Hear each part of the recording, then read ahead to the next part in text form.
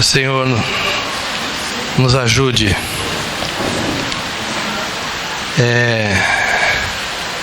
a trazer a sua palavra, aquilo que o Senhor tem colocado em nossos corações. Amém? Por favor, abra em Efésios, na carta de Paulo aos Efésios, no capítulo 2, versículo 11 ao 22.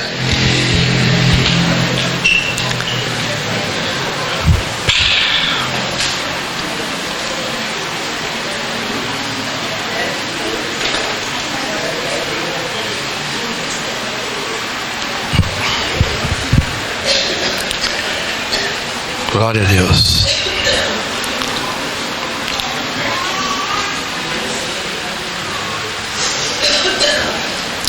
Todos encontraram? Amém. Portanto, lembrem-se de que anteriormente vocês eram gentios por nascimento e chamados incircuncisão pelos que se chamam circuncisão feita no corpo por mãos humanas, e que naquela época vocês estavam sem Cristo, separados da comunidade de Israel, sendo estrangeiros quanto às alianças da promessa, sem esperança e sem Deus no mundo. Mas agora, em Cristo Jesus, vocês que antes estavam longe, foram aproximados mediante o sangue de Cristo, pois Ele é a nossa paz, o qual de ambos fez um e destruiu a barreira, o muro de inimizade, anulando em seu corpo a lei dos mandamentos expressa em ordenanças. O objetivo dele era criar em si mesmo dos dois um novo homem, fazendo a paz e reconciliar com Deus os dois em um corpo por meio da cruz, pela qual ele destruiu a inimizade. Ele veio e anunciou a paz a vocês que estavam longe e paz aos que estavam perto, pois por meio dele, tanto nós como vocês temos acesso ao Pai por um só Espírito.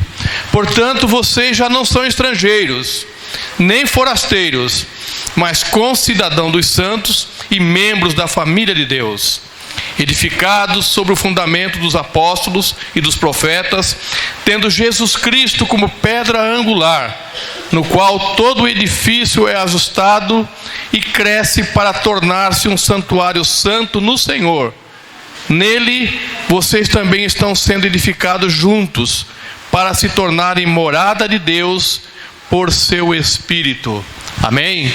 Pai querido, em nome de Jesus, pedimos a Ti, ó Deus, a sabedoria, a direção, ó Deus, a Tua unção, Pai. Nos ajuda agora, Pai, a ministrar aquilo que o Senhor tem colocado em nossos corações, deixando de fora pensamentos próprios, mas que a Tua palavra, Senhor, seja de fato ministrada com clareza e caia, Senhor, em nossos corações como semente benditas, Pai, e produzam frutos, Pai, frutos que glorifiquem o Teu nome, em nome de Jesus. Amém. Pode sentar, irmãos. Glória a Deus.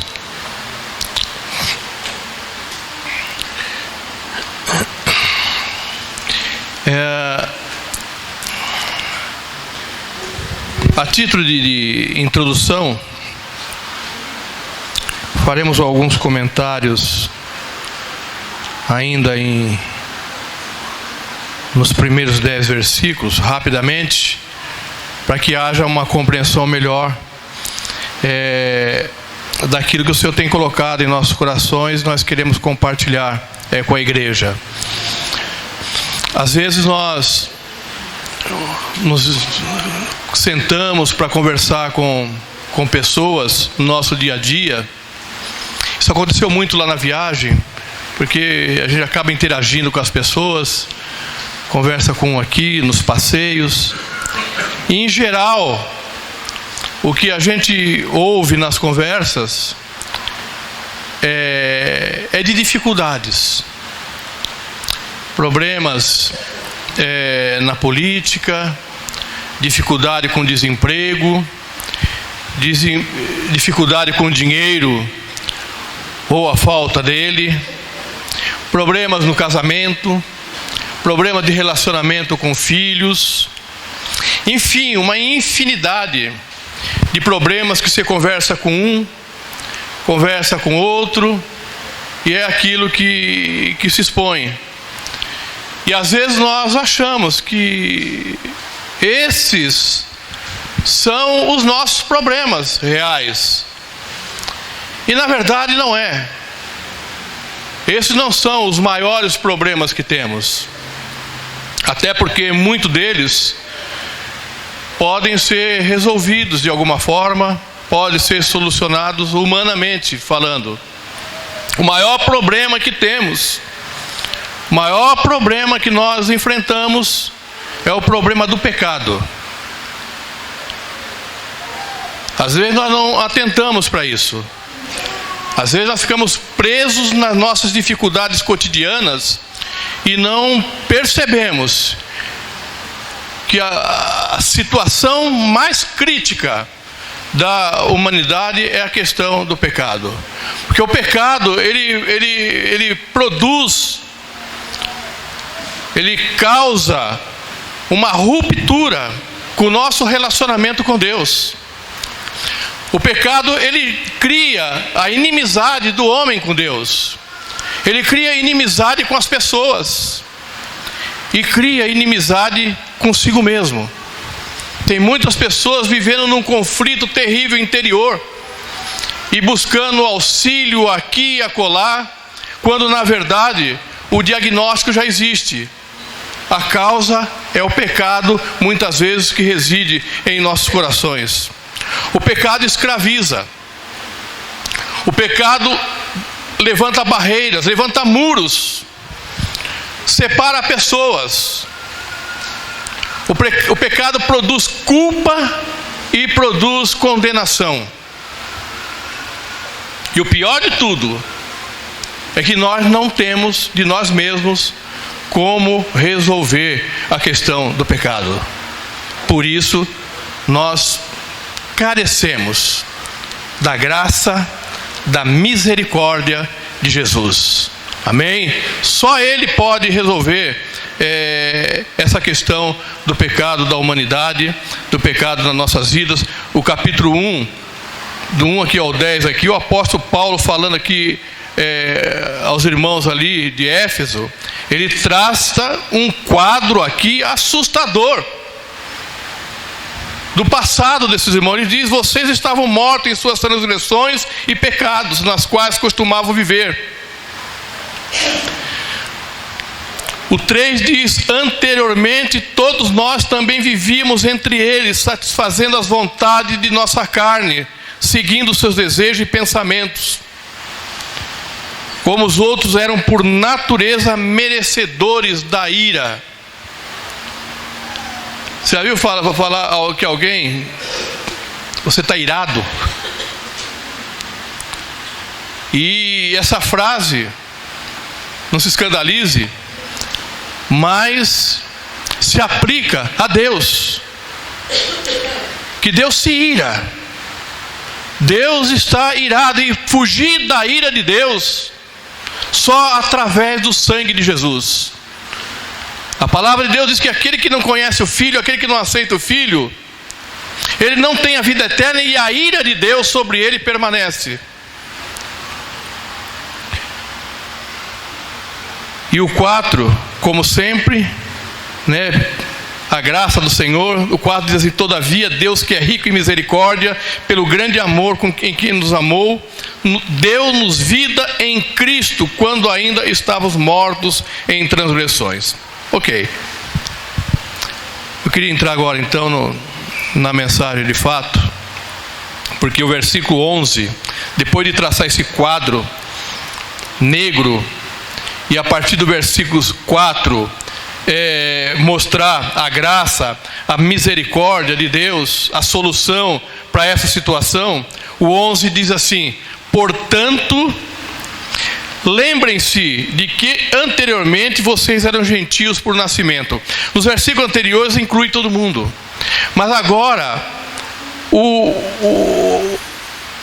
se torna mais agudo, acrescenta mais ainda para nós, gentios, porque além da questão do pecado, aqui o texto mostra que além do pecado, além de todo o prejuízo causado pelo pecado, os gentios, ele sofria outras coisas que, primeiro, ele era desprezado pelos judeus.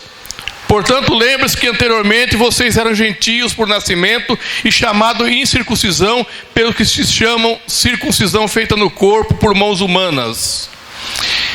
Os judeus gentios aqui é aqueles que não pertenciam à nação de Israel, aqueles que não eram judeus. E um judeu considerava um gentio como cães. O judeu diariamente ele orava e agradecia a Deus por não ter nascido gentio, e o considerava como cães. E não eram os cães que nós conhecemos hoje, não, porque os cães que tem hoje dá até vontade de ser cão também, né? Eu entrei ali num pet shop, ali um shopping de cachorro ali, nossa, acho que melhor do que muitos shoppings urbanos que aí tem. Hoje tem cães aí que tem até psicólogo. Os cães na época eram selváticos ainda. Eram cães que muitas vezes comiam o resto de cadáveres. Não era essa miscigenação de cães bonitinhos, parece chaveirinho que nós temos hoje nos apartamentos. Era outra coisa. E era assim que os judeus consideravam os gentios. Então, a primeira coisa, os gentios em geral, que gentios aqui eram todas as nações que não pertenciam à nação de Israel. Então, primeiro, eles eram desprezados pelos judeus, no versículo 11. Segundo, eram sem Cristo. Naquela época, vocês estavam sem Cristo, separados da comunidade de Israel, sendo estrangeiro quanto às alianças da promessa, sem esperança e sem Deus no mundo, versículo 12. Eram sem Cristo, estavam sujeitos à ira de Deus. Versículo 3:36 do Evangelho de João diz que quem crê no Filho tem a vida eterna, citamos aqui, mas já quem rejeita o Filho não verá a vida, mas a ira de Deus sobre ele permanece. Era a situação descrita aqui dos gentios. Terceiro, separados da comunidade de Israel, sem pátria, sem uma nação definida, porque ele poderia ser romano, ele poderia ser grego, ele poderia ser assírio, ele poderia ser o que fosse. Se não era judeu, era gentio. Então, sem uma pátria definida. 4, estranhos à aliança da promessa. Ou seja, quando Deus faz uma promessa a Abraão, promete uma série de coisas. E Deus levanta, através de Abraão, o povo de Israel, para que através desse povo, através dessa nação, o nome de Deus fosse conhecido. O Senhor fosse apresentado às outras nações, aqueles que não eram judeus. E Israel falha, peca nessa atribuição. E aqui diz que os gentios eram estranhos às alianças, todas as alianças e promessas prometidas pelo Senhor ao povo de Israel, os gentios não participavam, desconheciam.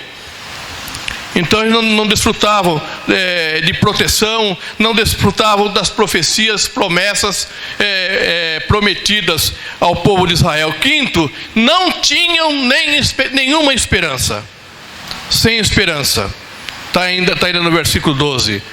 Sendo estrangeiro quanto às alianças das promessas, sem esperança. Mas já pensou o que é uma pessoa viver sem esperança nenhuma? Quem já viveu por lutas, por privações, por dificuldades, e ele olha no horizonte assim e não vê nada, ele não vê saída, ele olha à sua frente e não vê solução. Quanto mais a coisa está grave, parece que mais os dias passam e as coisas se agravam mais. E às vezes falam assim: eu perdi a esperança. E eu estou falando aqui de uma esperança terrena.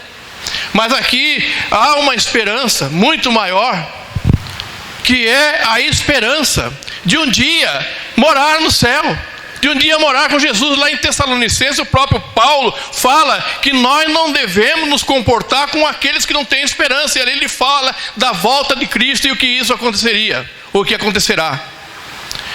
Essa era a situação dos gentios, sem esperança nenhuma.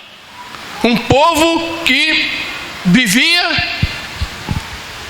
muitos abastados, ricos, entretanto sem nenhuma esperança. Sexto, sem Deus no mundo. Ainda no versículo 12. Os gentios idólatras tinham inúmeros deuses, entretanto deuses falsos, deuses que nada podiam fazer. O Deus verdadeiro, o Deus poderoso, o Deus de Israel, eles não tinham.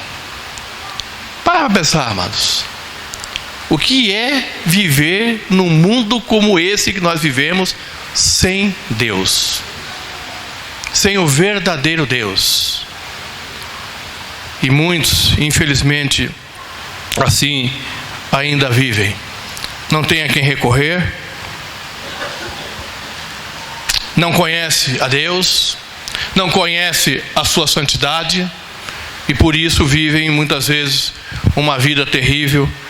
Não há nada mais terrível do que viver nesse mundo e viver sem Deus.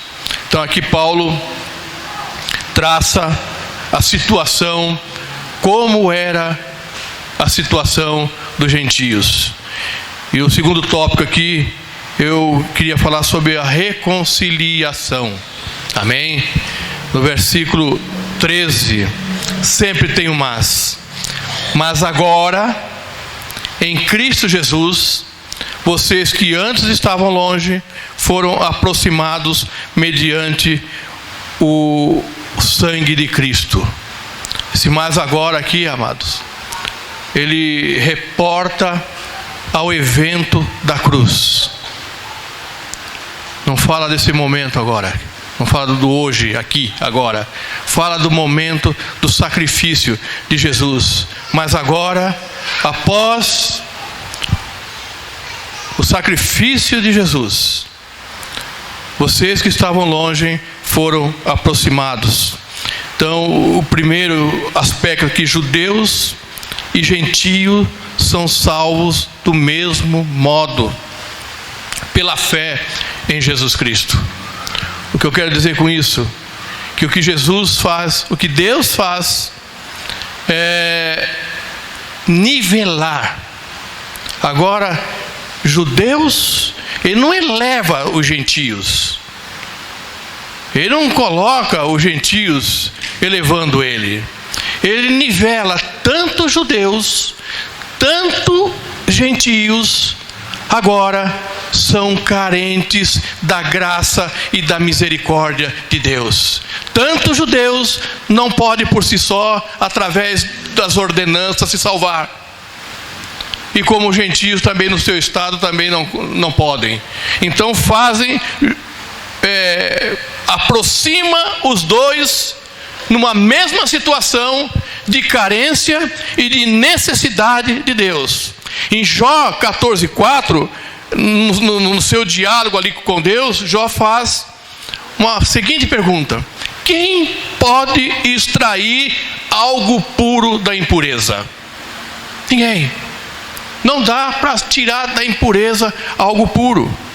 Em Provérbios 29 diz assim: quem poderá dizer, purifiquei o meu coração e estou livre do meu pecado? Obviamente, ninguém. Só Jesus pode fazer isso. Como está escrito em Romanos 3:10, como está escrito: não há nenhum justo sequer, seja judeu, seja gentio. Todos são carentes, todos carecem da graça e da misericórdia de Deus. Segundo, Jesus aboliu as leis cerimoniais que separavam as pessoas umas das outras. Versículo 15: anulando em seu corpo a lei dos mandamentos, expressa em ordenanças. O objetivo dele era criar em si mesmo, dos dois, um novo homem, fazendo a paz. Então ele une agora, ali na obra da cruz, no sangue de Jesus derramado ali na cruz, ele une judeus e gentios, e agora todos somos carentes da graça e da misericórdia de Deus, porque tanto gentios, tanto judeus não poderiam de si mesmo purificar a si. Amém? Jesus aboliu as leis cerimoniais que separavam. Deixa eu ver uma água aqui, meus irmãos.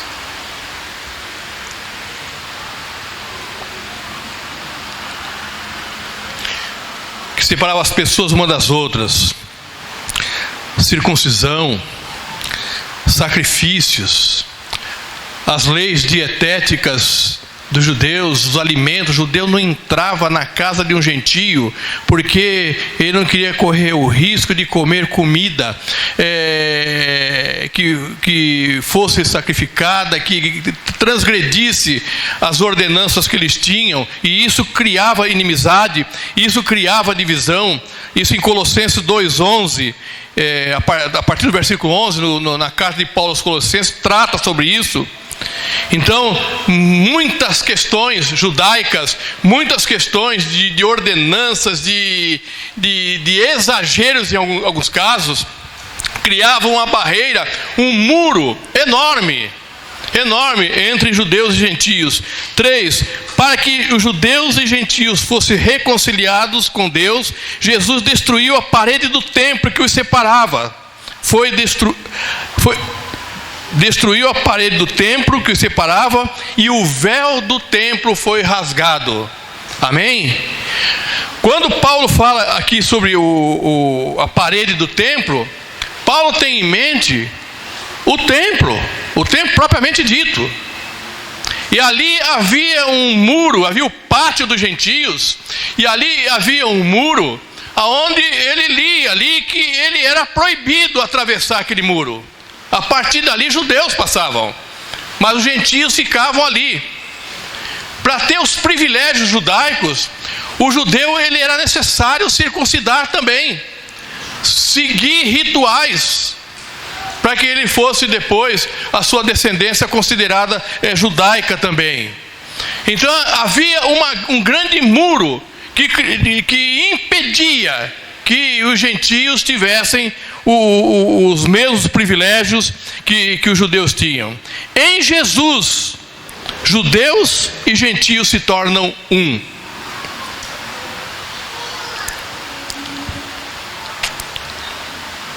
Anulando em seu corpo a lei dos mandamentos expressa em ordenança, o objetivo dele era criar em si mesmo, dos dois, um novo homem, fazendo a paz e reconciliar com Deus os dois em um corpo, por meio da cruz, pela qual ele destruiu a inimizade. E aqui diz que Cristo é a nossa paz, está no versículo 14, pois ele é a nossa paz. No versículo 15, ele diz que ele é a nossa paz no 14, no 15 diz que ele fez a paz. E no 17 diz que Jesus anunciou a paz. Então ele é a paz, ele fez a paz e ele evangelizou, ele proclamou, ele anunciou a paz, e essa paz chegou a todos nós. Amém? Amém. Glória a Deus. E aí você certamente está perguntando: o que isso tem a ver comigo?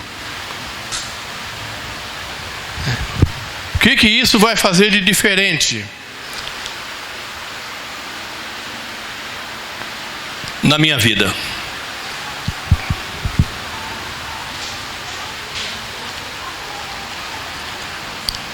Nós já vamos falar sobre isso.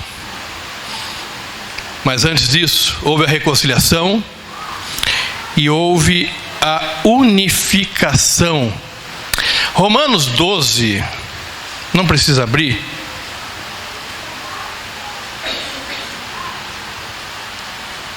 é só para corroborar com aquilo que a gente está ministrando. Romanos 10, 11 e 12 diz assim: como diz a Escritura, todo que nele confia jamais será envergonhado. Não há diferença entre judeus e gentios, pois o mesmo Senhor é Senhor de todos e abençoa ricamente todos os que o invocam, porque todo aquele que invocar o nome do Senhor será salvo. Amém? Diz aqui então que não há... É interessante que Paulo, nós sabemos que ele era judeu. Mas quando Paulo se encontra com Jesus, tem um encontro com Jesus, que a vida de Paulo é transformada, lá na primeira carta de Paulo aos Coríntios, no capítulo 9, versículo 20, ele diz que eu me fiz como judeu. Ué, mas ele não era judeu? Eu me fiz como judeu para ganhar os judeus. Porque agora Paulo se enquadra nessa questão. Nem judeu e nem gentio, servos do Senhor, membros da família do Senhor. E essa família é a igreja, amado. Então a unificação. No versículo 19a diz assim: portanto vocês já não são estrangeiros nem forasteiros, mas concidadãos dos santos e membros da família de Deus. Amém? Você não é judeu, você não é gentio, você é membro da família de Deus. Amém? Nós somos uma família. Nós somos uma nação. Aqui diz que nós não somos estrangeiros. Então nós não podemos viver aqui na igreja. Nós não podemos andar e circular na igreja como se fôssemos estranhos. Nós pertencemos a essa nação. E quando eu falo dessa nação, não é só essa igreja local. Eu estava lá em Fortaleza, e um lugar, nossa, ali é cruel, viu? Exala pecado. É terrível. E um dia eu cheguei de um passeio, a Sandra subiu, e eu fui comprar água lá no mercado, que é um quarto do preço da água que está lá no frigobar. Então eu fui comprar uma água lá no mercado para levar para o quarto. E aí eu estou saindo, está um tumulto na frente do hotel. Eu falei, deve estar chegando um grupo enorme aqui, né? Mas não é, era um ônibus. Eu li no ônibus, Aliança com Deus. E saiu uma crentalhada desse ônibus. O ônibus estava lotado. E atravessaram a avenida e foram lá para a praia. Aí eu subi, fui lá, tomei um banho. Falei, Santo, tem uns irmãos lá na praia que acho que vão cultuar lá. Aí fomos para lá. É uma bênção, amados. E eu numa terra estranha, um lugar terrível. Aí quando me aproximei desses irmãos, parecia que eu estava aqui. A sensação que eu tive é que eu estava aqui. Não me senti estrangeiro no meio deles. Não senti um peregrino, um estrangeiro no meio deles. Nos apresentamos ali, alguns irmãos ali, já estavam ali, bem característico ali de praia. Já me veio com um colar havaiano, já colocou no meu pescoço, no pescoço da Sandra também. Nossa, momento maravilhoso, amado. Nós somos uma família, amados. E o irmão chegou para nós assim e falou assim: nos ajude aí. Porque você entra ali, meu irmão, eu já estava com a mão levantada lá já, sabe? Você já entra já na adoração, na praia. Aí se aproximaram da gente e nos ajude aí. A Sandra, tranquilo, nós falamos a mesma língua. Nós me marcou o que a Sandra falou. Nós falamos a mesma língua. Não somos estrangeiros. O nosso idioma é o mesmo. A linguagem é a mesma. Que alegria, amado, encontrar esses irmãos ali. Um culto maravilhoso à beira-mar. Amém? Somos uma família. É assim, amado, muitas vezes nós esquecemos. Por isso Deus preserva a família. Porque Ele deseja uma família numerosa. Ele instituiu a família dele primeiro. E foi nos agregando a essa família através do seu Filho. Através do sacrifício de Jesus. Amado, já parou para pensar nisso? Que nós éramos estranhos. Que nós éramos estrangeiros, esquisitos. E através do sangue de Jesus agora nós fazemos parte de uma grande família. A família de Deus.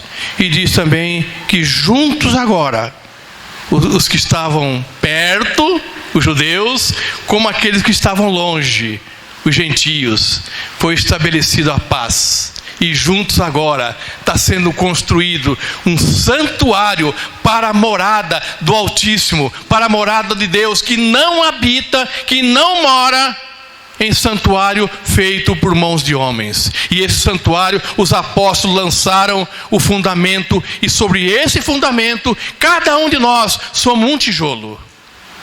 Somos um bloquete que está sendo construído no fundamento lançado inicialmente. Você se alegra com isso, meu irmão? Amém? Isso é motivo de estarmos alegres, amado.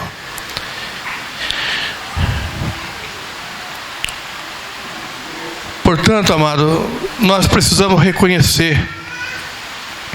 O versículo 11 nos conclama, Paulo conclama isso, portanto, lembrem-se, simplificando aqui, lembrem-se do que anteriormente nós éramos. Nós tínhamos uma vida pecaminosa, amado. E agora eu estou trazendo para nós agora. Uma vida pecaminosa. Uma vida sem Deus. Uma vida de transgressão. E nós não podemos perder de vista. Nós não podemos perder de vista o que Jesus fez por nós. Nós não podemos perder de vista o que possibilitou nós estarmos hoje aqui afirmando que somos família de Deus. Capítulo 2 de Hebreus diz assim: por isso é preciso que prestamos com maior atenção ao que temos ouvido, para que jamais nos desviemos, porque se a mensagem transmitida por anjo provou a sua firmeza, e toda transgressão e desobediência recebeu a devida punição, como escaparemos nós se negligenciarmos tão grande salvação? Nós não podemos dar de ombro, amados, aquilo que Jesus fez por nós. Nós éramos estranhos. Nós não tínhamos esperança. Nós vivíamos sem Cristo no mundo, sem Deus no mundo, sem esperança alguma, sem nenhum tipo de perspectiva. Não sabíamos para onde estava indo, como estava andando, sem nenhum tipo de perspectiva. Mas o Senhor Jesus, através do sangue, nos purificou, do seu sangue derramado na cruz, Ele nos purificou, Ele nos resgatou e agregou a sua família. Hoje nós não somos estrangeiros, hoje nós não somos peregrinos, forasteiros. Nós pertencemos a uma família, amém? A família de Deus. Uma linguagem única, comportamentos únicos, costumes únicos, objetivos únicos. E uma esperança única. Amém? Então nós não podemos esquecer, dar de ombro ao que nós éramos. Nós não podemos dar de ombro ao que nós somos. E nós não podemos dar de ombro ao que seremos. Amém? E agora sim, o que isso tem a ver comigo? Você está perguntando aí. Primeiro é isso. Nós precisamos lembrar sempre que nós éramos inimigos de Deus. Nós vivíamos e andávamos em total separação e inimizade para com Deus. Ah, mas eu era bonzinho. Eu não fazia mal para ninguém. Semana passada o pastor mencionou isso na mensagem. Tem pessoas que realmente, você olha, tem uma vida aparentemente reta, aparentemente direita, honesta, mas sem Cristo e sem Deus nesse mundo.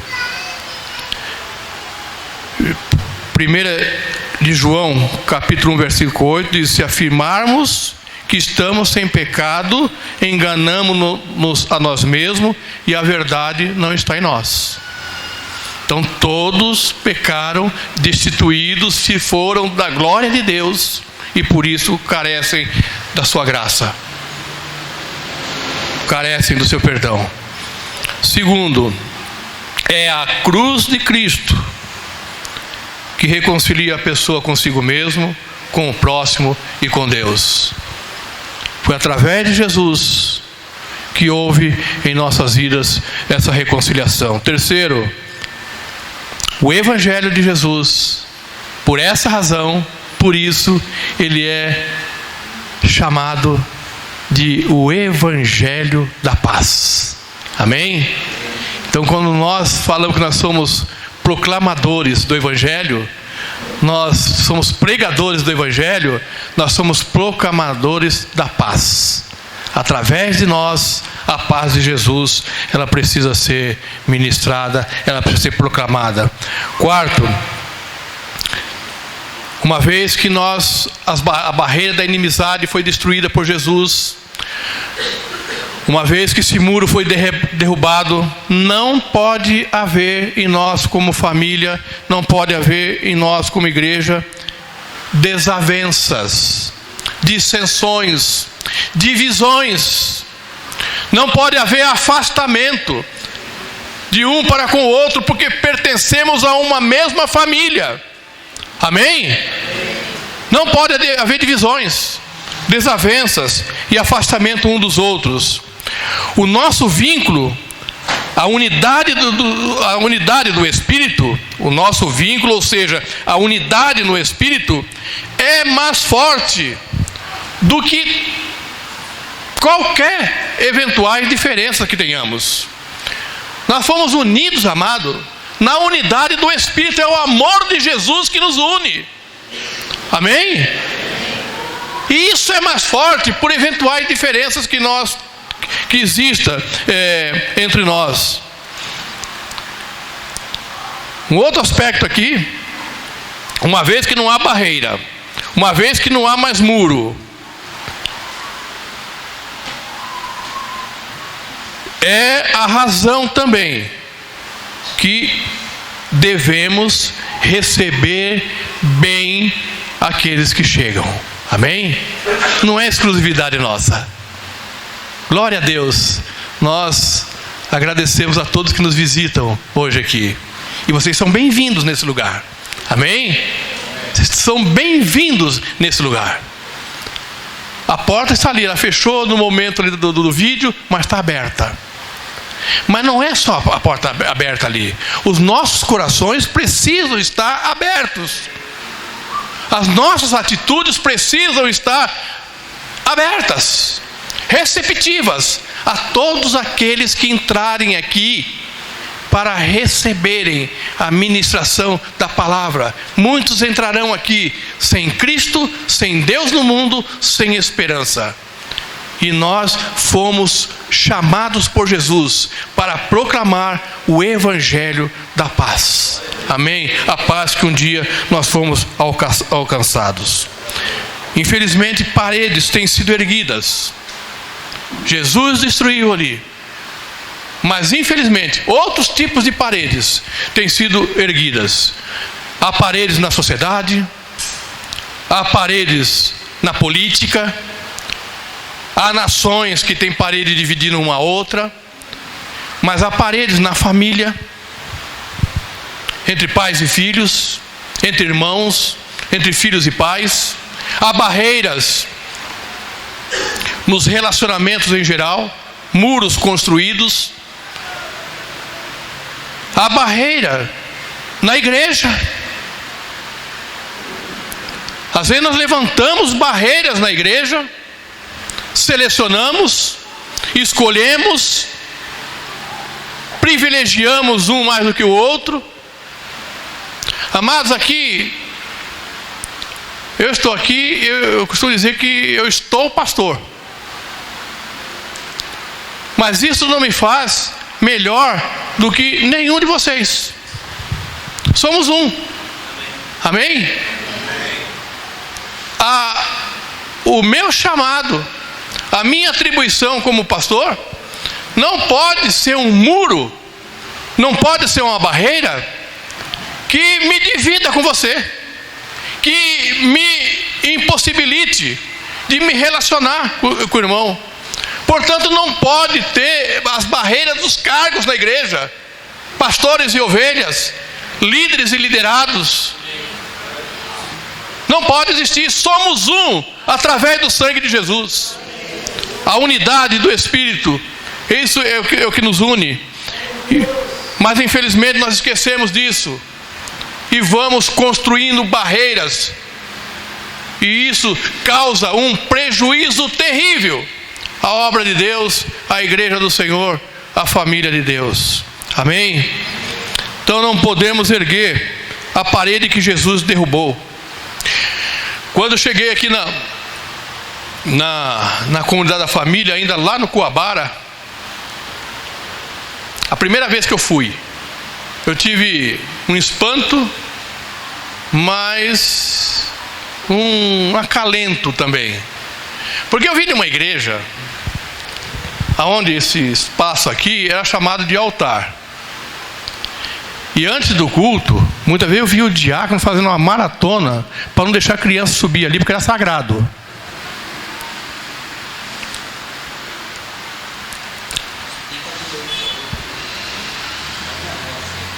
Sim. Bancos altos, né? Parecia aqueles bancos lá do Supremo Tribunal Federal. Lá era banco de madeira, mas aqui eram bancos lindos. E ali era só para os pastores, se tivesse de paletó e gravata.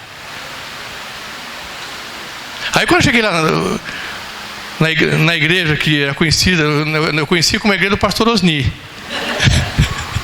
Depois eu fiquei sabendo que era Ministério Nova Jerusalém, que depois se tornou Comunidade da Família, né? E eu vejo o pastor Osni sentado lá, eu estranhei aquilo, eu falei, mas ele não está lá? Aí um dia eu conversando com ele, ele falou, não, o pastor tem que estar no meio das ovelhas, sentir o cheiro das ovelhas. Então foi para mim um choque, porque eu fui criado naquele sistema anterior, mas me alegrou, porque eu aprendi uma nova perspectiva, não há barreira. O pastor Marcelo esse dia falou aqui, ó, a hora que a gente sai daqui, o Senhor vai junto. Aqui foi o local que ele preparou para nós cultuarmos, estarmos juntos em comunhão. Mas o Senhor está aqui por causa de você. Ele está aqui porque a família dele está aqui. Amém? Então esse espaço aqui também não pode ser uma barreira. Claro, existe a ordem no culto, existe todas as situações. O que eu quero dizer, amado, pastor é serviço, líder é trabalho. Amém? Você diácono é trabalho. Todos somos servos, todos exercemos uma função, uma atribuição, um trabalho na casa do Senhor. Somos um. Somos uma família. Numa família existe o pai, a mãe, os filhos. Existem níveis de autoridade, mas são um só. Amém? São um só, e pelo menos é o que se espera, né? É o que se deseja, que a família seja assim. Não pode existir barreiras entre pais e filhos. Então, pastores, ovelhas, líderes, liderados, todos dependentes da graça e da misericórdia de Deus. Somos pedras vivas. Um santuário para a morada do Senhor está sendo construído, e você é uma pedra viva, amém? Nessa construção, em nome de Jesus. Em 1 Pedro capítulo 2, diz assim: portanto, Livrem-se de toda maldade, de todo engano, hipocrisia, inveja e toda espécie de maledicência. Como criança recém-nascida, desejem de coração o leite espiritual puro, para que por meio dele cresçam para a salvação, agora que provaram que o Senhor é bom. O Senhor é bom? Vocês provaram isso? Amém. À medida que se aproximam dele, a pedra viva, rejeitada pelos homens, mas escolhidas por Deus e preciosa para Ele, vocês também estão sendo utilizados como pedras vivas na edificação de uma casa espiritual para serem sacerdócio santo, oferecendo sacrifícios espirituais aceitáveis a Deus por meio de Jesus Cristo. Pois assim é dito na Escritura: eis que ponho em Sião uma pedra angular, escolhida e preciosa, e aquele que nele confia jamais será envergonhado. Portanto, para vocês, os que creem, esta pedra é preciosa, mas para os que não creem, a pedra que os construtores rejeitaram tornou-se pedra angular, e pedra de tropeço, e rocha que faz cair. Os que não creem tropeçam, porque desobedecem à mensagem, para o que também foram destinados.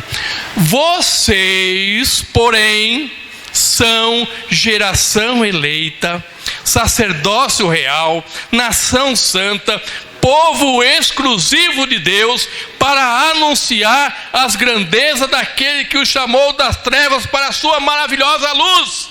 Aplauda o Senhor, amados. Essa é a nossa situação hoje. Esse é o nosso estado hoje. Nós não éramos nada. E aqui a palavra descreve o que Jesus fez na nossa vida e através dele o que somos hoje. Amados,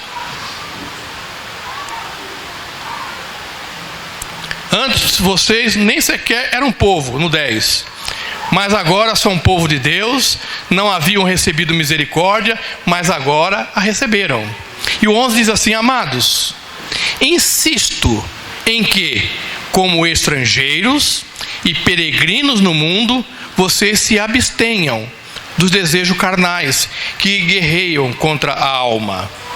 Vivam entre os pagãos de maneira exemplar, para que mesmo que eles os acusem de praticarem o mal, observem as boas obras que vocês praticam e glorifiquem a Deus no dia da sua intervenção. Amém? Agora, estrangeiros e peregrinos no mundo.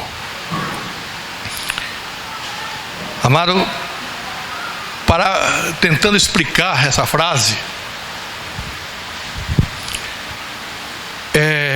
nós não podemos agora, uma vez resgatados, uma vez comprados, uma vez que agora nós temos Cristo, uma vez que temos Deus, uma vez que temos esperança,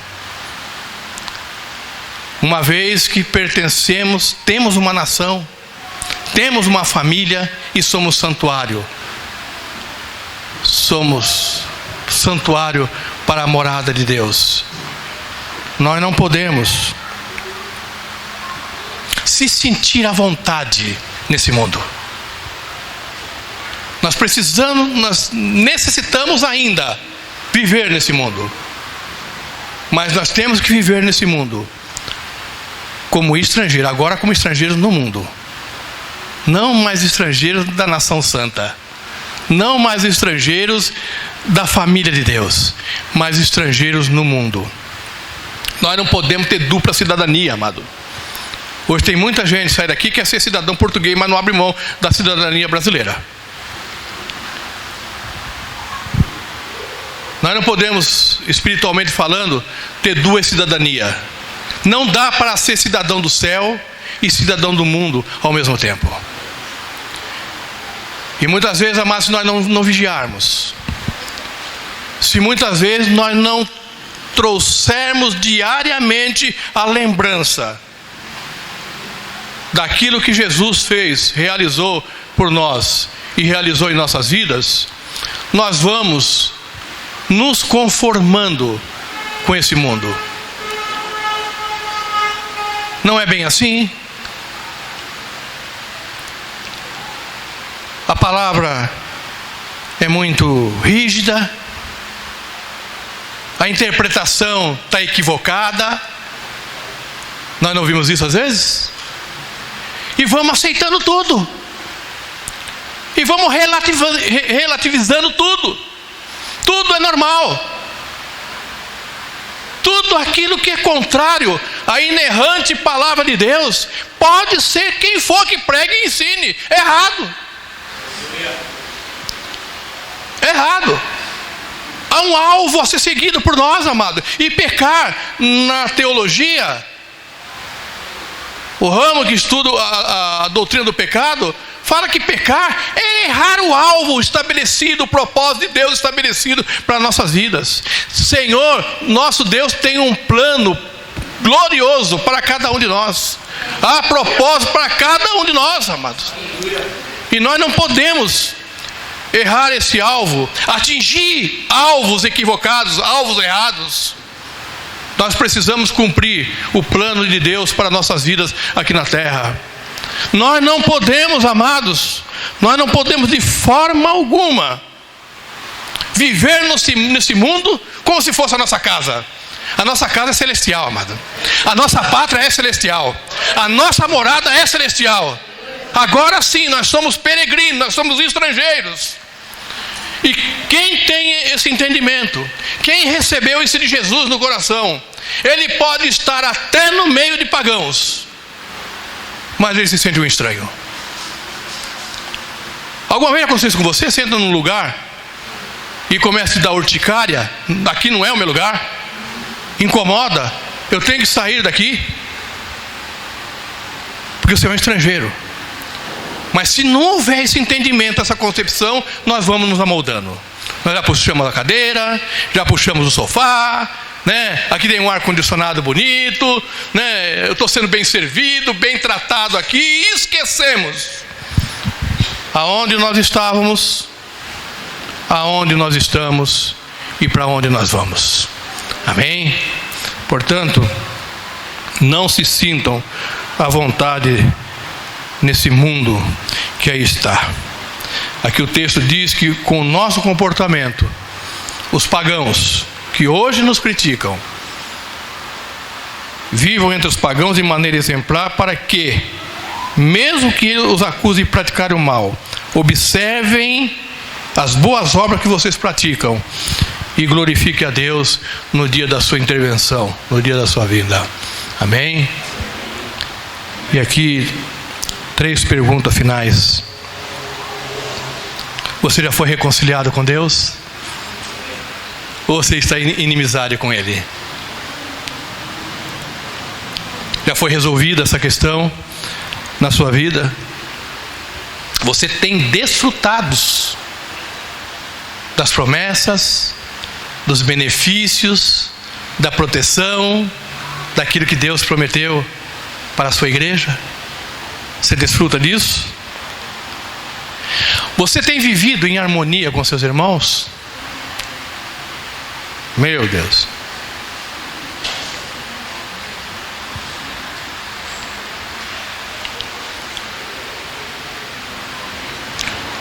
Você tem vivido em harmonia com seu irmão? Com a sua família? Ou você é um construtor de muros? Ou está erguendo paredes? Paredes que Jesus já derrubou. E terceiro, em 2 Coríntios, não vou ler, não vai dar tempo, mas depois você lê lá, capítulo 17 ao 21, lá diz que Deus nos deu o ministério da reconciliação. Amém? Nós fomos chamados para ministrar essa reconciliação com a qual nós fomos reconciliados, aqueles que ainda estão em inimizade.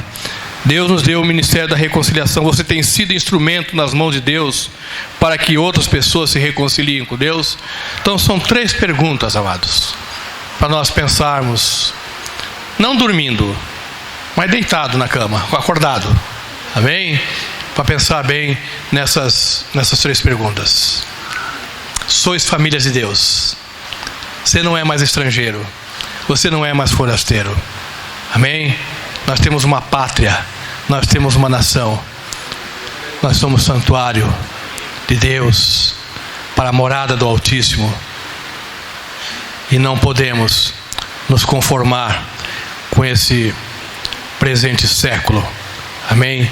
Não podemos nos sentir à vontade no meio de pagãos, no meio de pessoas que ainda desconhecem aquilo que nos alcançou, amém? Eu vou orar com vocês. Essa lição vai estar na célula, não sei se está sendo gravada, se sim, tá, né? Tem um link, acompanhe os textos. Eu vou, na lição, vamos ver se a gente consegue colocar todos esses textos que foram citados, amém? Se dediquem, amado, se dediquem, seja uma bênção lá na tua célula, viu? Seja uma bênção. Sabe, a igreja está saindo daqui, ela vai se reunir nas casas durante a semana. É a igreja, é a família, é a nação de Deus circulando aí nas redondezas. E você faz parte dessa família, você faz parte dessa nação, amém? Você é santuário de Deus. Vamos ficar em pé, mas vamos para descansar os esqueletos. Quem ainda não faz parte dessa família está convidado, amados. O muro foi derrubado, a parede foi destruída, amém? Está aberta a todos que querem receber essa graça, que querem fazer parte, receber esses benefícios disponíveis a todos os que creem e aceitam ao Senhor Jesus como Salvador das suas vidas, amém?